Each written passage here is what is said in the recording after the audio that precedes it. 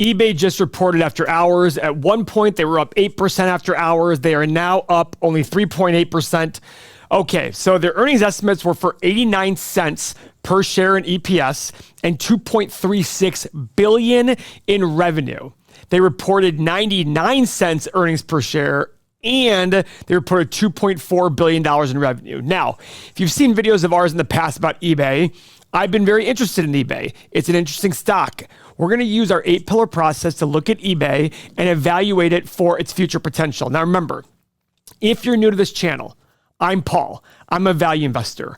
I typically don't get affected by quarter-to-quarter results of companies. And by typically, I mean the only reason I use them is to sit there and say, has my thesis changed on the company? The fact that they beat both revenue and EPS, it doesn't make me go, yeah. It just makes me sit there and say, okay, they did well. My goal is to look at this company from a long-term perspective and decide if I like owning it or not owning it based on the price that Mr. Market gives me today. If you like that sort of thinking, please, I encourage you to keep listening. Watch us through using our software, and we're also going to use the Stock Analyzer tool at the end of this video to use our assumptions for the future to decide what to pay for eBay based on our assumptions about the future. So this is the chart for eBay. Has a 52-week high of 81 and a low of 41. The low was very recent, okay? What does that mean? From a value perspective, nothing. It is nice to look at stocks that are selling near their 52-week lows, though, as a starting point for something that might be a little bit cheaper than it should be. Okay, so let's go through our 8-pillar process. Pillar number 1, we want the 5-year PE ratio on the company to be less than 22.5. Guys, look at this. We have 7.3. Main page of our site, 5-year PE. Pillar number 2, we want the 5-year return on invested capital being greater than 9%. So right here, same page, 10% check mark. Now, we have these 8 pillars. There is a tab that'll give you all 8 pillars, and we'll go to that at the end of us going through it, but I want to explain to you how I look at companies from a 500-foot view before I decide to either do more research or avoid them completely. Pillar number 3. Really quick. They have a dividend. They pay a dividend out of 1.7%. That cost them $473 million based on the current price. But remember, a dividend isn't always secure. You have to compare it to its free cash flow. In the last year, they did $1.8 billion. In the last 5 years, they averaged $2.3 billion. So they can easily afford that $473 million dividend. So back to pillars. Pillar number 3, we want revenue growth over the last 5 years. So very simply, we go to the income statement.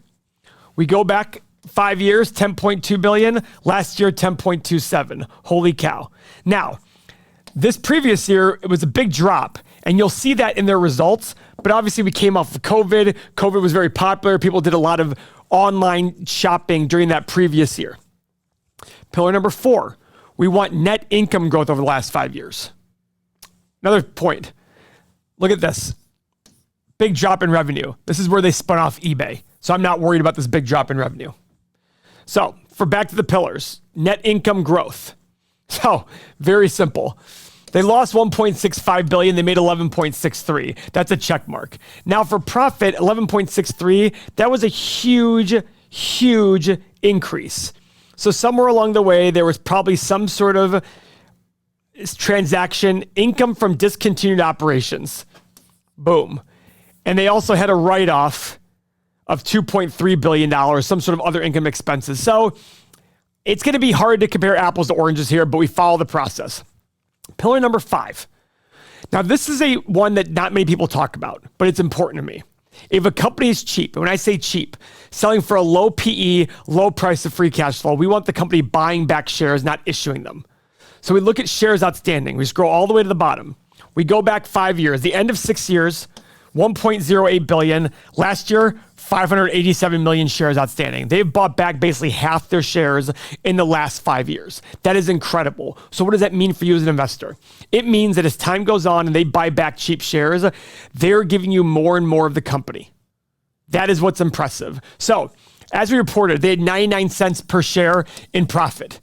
If it was 5 years ago, it was basically going to be 50 cents per share in profit. So they're driving up the earnings per share, which if you still assign a 15 PE, it makes the stock go higher and higher. Pillar number 6 has to do with debt.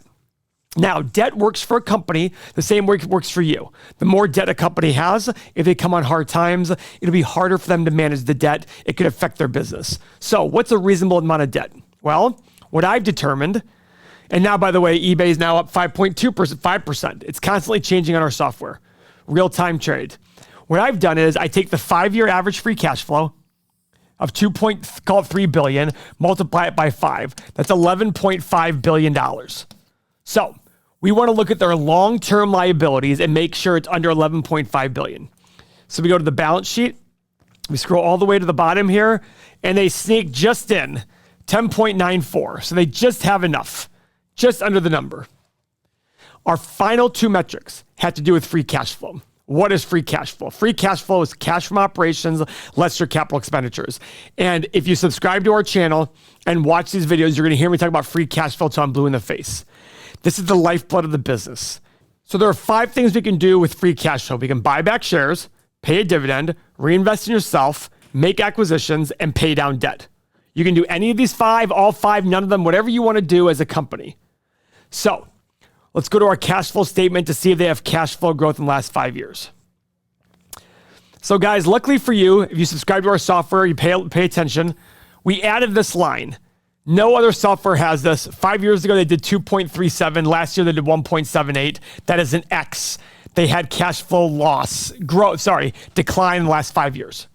In our final metric, we want to treat the price of free cash flow the way we would PE. If we looked at the company at 22.5, we wanted their PE under 22.5, we got to work a little backwards here. So we take their 5-year average free cash flow of 2.26, we multiply it by 22.5, and that gives us a market cap.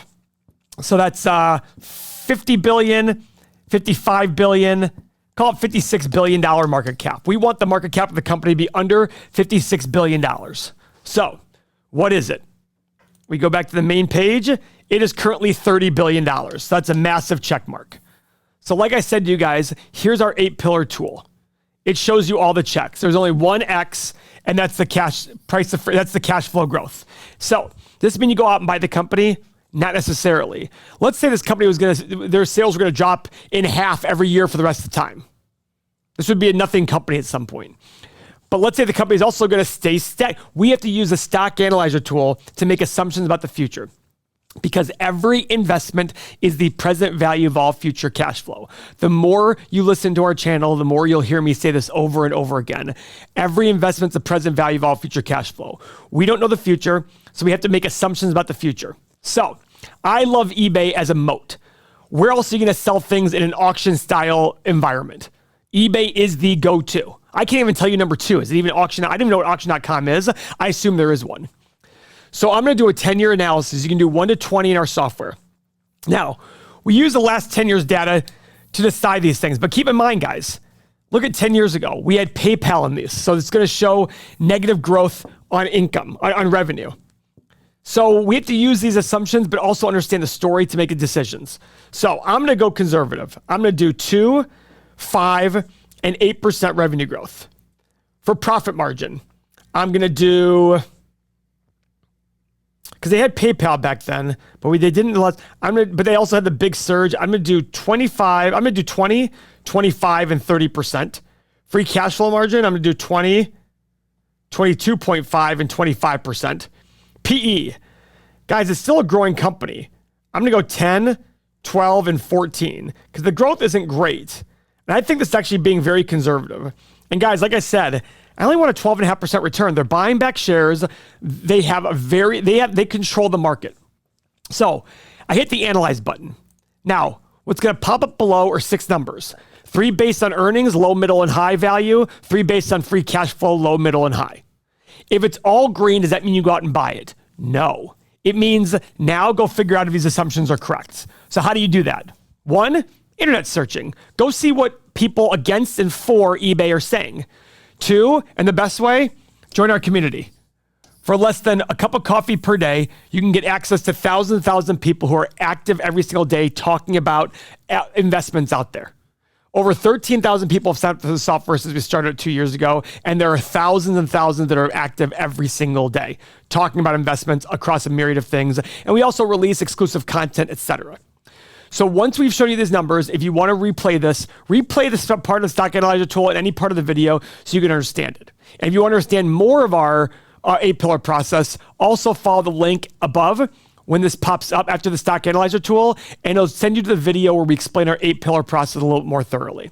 So I hit the analyze button, and here we go.